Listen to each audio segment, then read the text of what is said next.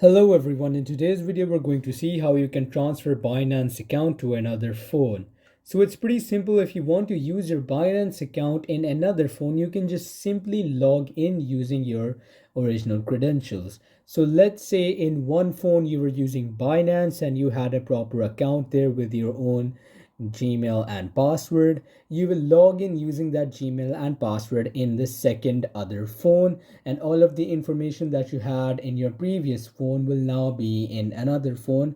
So just using the same email and password as your previous phone will help transferring your Binance account into the new phone. So once you simply just download Binance, you will see this login screen and you can continue with Google if you've used that. But if you've manually input an email and password, you can use that as well and log in. Just make sure that the login credentials you use are the same as you used in the first phone so you can transfer the data from there to another phone.